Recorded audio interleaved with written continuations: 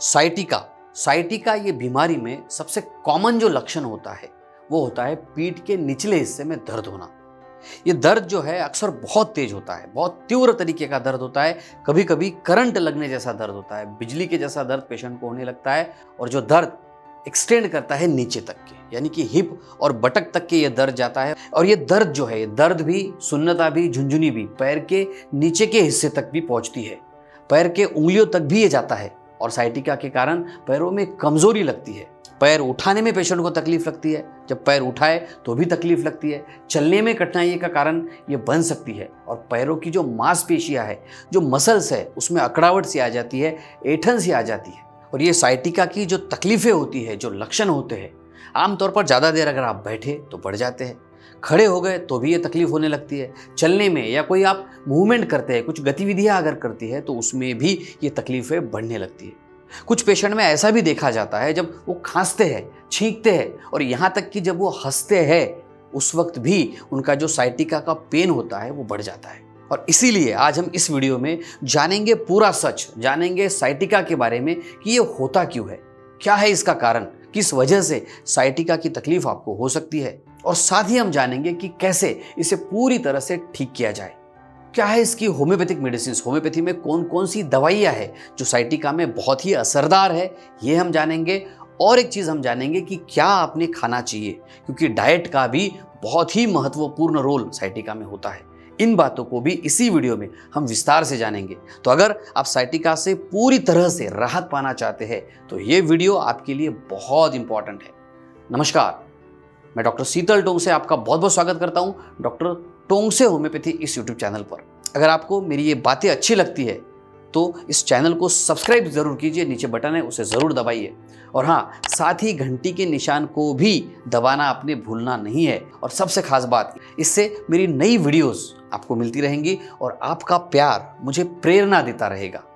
तो आइए मेरे साथ सबसे पहले समझते हैं साइटिका कहते किसे है, क्योंकि हो सकता है जब आपको तकलीफ हुई हो तभी आपने इसका नाम सुना हो, क्योंकि एक बीमारी है और तब तक हमें बीमारी के बारे में पता नहीं चलता जब तक हम इससे पीड़ित ना हो। तो किसे साइटिका कहते हैं, क्या है ये? देखिए, साइटिक नर्व नाम की एक नर्व होती है। जैसे कि हमारे शरीर में खून की नसें होती है, आर्टरीज होती है, वेन्स होती है, उसी तरह से नर्व्स भी होती है। और हमारे शरीर में ये साइटिक नर्व जो है ये सबसे बड़ी और सबसे लंबी नर्व है। ये कहाँ से शुरू होती है? ये शुरू होती है स्पाइनल कॉर्ड, यानी कि रीढ़ की निचली हड्डी से ये शुरू होती है, वहाँ से निकलती है और फिर हिप जॉइंट, हिप्स और बटक तक के होते हुए पैरों के निचले हिस्से तक जाती है। अब इस नर्व का काम होता क्या है? तो इस नर्व का मुख्य काम जो होता है वो ये होता है कि आपके पैरों की जो मांसपेशियां है उनको संकेत देना और पैरों तथा पैर की जो उंगलियां हैं उनमें संवेदनाओं को पहुंचाना। साइटिका जो है ये मेडिकल कंडीशन है। तो साइटिक नर्व के बारे में आपने जान लिया, अब समझते हैं साइटिका किसे कहते हैं। तो ये नर्व है और उसी तरह से इस नर्व में जब तकलीफ होने लगती है, दर्द होता है, सुन्नता आने लगती है, झंझनाहट सी होने लगती है, इसे ही, इस मेडिकल कंडीशन को ही हम कहते हैं साइटिका। अब साइटिका तो समझ गए, अब सवाल ये आएगा दिमाग में कि भाई ये होता क्यों है, क्या है इसके कारण? तो चलिए फटाफट साइटिका के कारणों के बारे में भी समझते हैं। पहला इसका कारण होता है डिस्क हर्निएशन। अब ये किसे कहते हैं?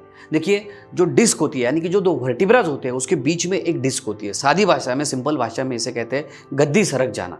तो जब ये साइटिक नर्व इस डिस्क की वजह से दब जाती है, कॉम्प्रेस होती है, उसके ऊपर प्रेशर आने लगता है तो ये दर्द होने लगता है और इसे हम कहते हैं साइटिका। दूसरा इसमें कारण होता है स्पाइनल स्टिनोसिस, रीढ़ की हड्डी का संकुचित होना, जिसकी वजह से भी जो साइटिक नर्व है उसके ऊपर दबाव बनता है और तकलीफ होने लगती है। तीसरा इसका कारण होता है स्पॉन्डिलोलिथेसिस। ये तब होता है जब रीढ़ की हड्डी आगे और पीछे की ओर खिसक जाती है। इसमें भी वही होगा, आपकी जो साइटिक नर्व है, जो नस है, उसके ऊपर दबाव आएगा और तकलीफ होने लगेगी। चौथा कारण है मांसपेशियों में तनाव। कभी अगर आपके जो मसल्स है उसमें अगर तनाव आ गया तो उससे भी तकलीफ हो सकती है, साइटिक नर्व इससे प्रभावित हो सकती है। पांचवा कारण है प्रेगनेंसी, गर्भावस्था। गर्भावस्था के दौरान शरीर में जो बदलाव होते हैं उसकी वजह से साइटिक नर्व पर दबाव बन सकता है और तकलीफ हो सकती है। अब कुछ अन्य कारण भी होते हैं, जैसे आपकी बढ़ती हुई उम्र है, मोटापा है, अगर आपका वजन ज़्यादा है तो तकलीफ होगी। अगर आपको लंबे समय तक बैठने की आदत है, आप टेबल पर काम करते रहते हैं और बैठे रहते हैं तो उससे भी तकलीफ हो सकती है। डायबिटीज़ की अगर आपको समस्या है तो ऐसे कंडीशन में भी साइटिका की समस्या हो सकती है। चलिए अब जानते हैं सबसे महत्वपूर्ण भाग, साइटिका समझ गया, क्यों होता है वो भी समझ में आ गया।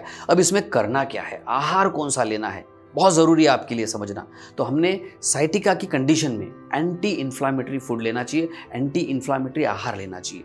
एंटी इन्फ्लामेटरी फूड किसे कहेंगे? नंबर 1, आपको ग्रीन लीफी वेजिटेबल्स यानी कि हरी पत्तेदार सब्जियां खानी चाहिए। साइटिका में तकलीफ कम करने के लिए ये मददगार साबित हो सकती है।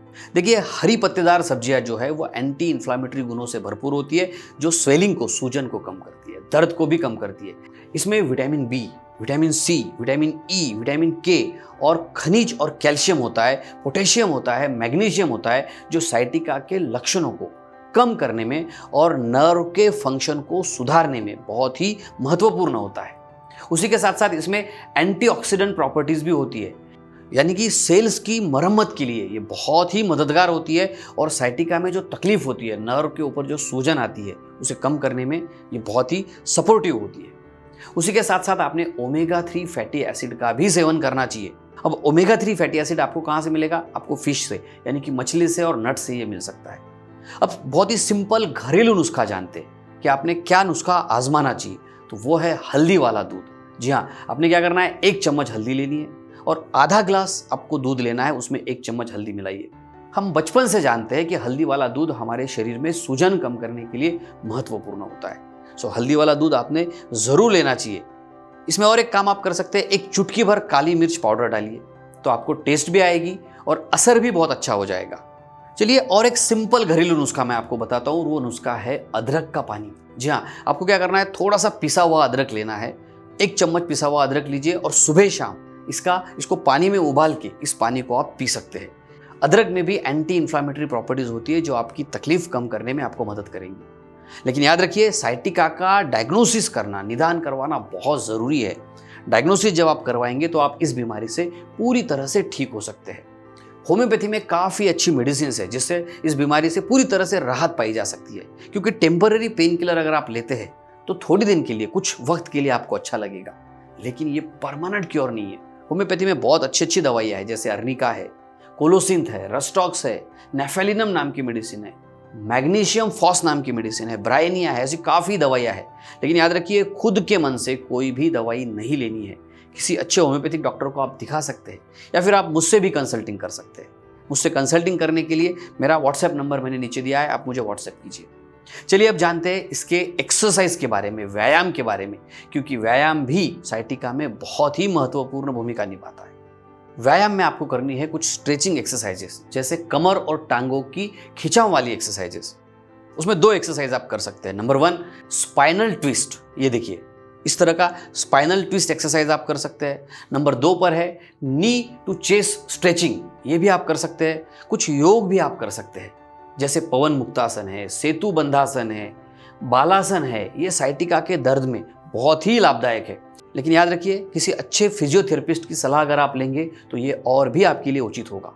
चलिए अब जानते हैं साइटिका में राहत पाने के लिए कुछ बहुत ही छोटी छोटी लेकिन बहुत महत्वपूर्ण बातें। नंबर 1, सही पोस्चर बनाइए। अगर आप बहुत देर तक बैठते हैं तो अच्छे से बैठिए, सीधा बैठिए, चेयर अच्छी लीजिए। नंबर 2, रेगुलर ब्रेक्स लेना है आपने।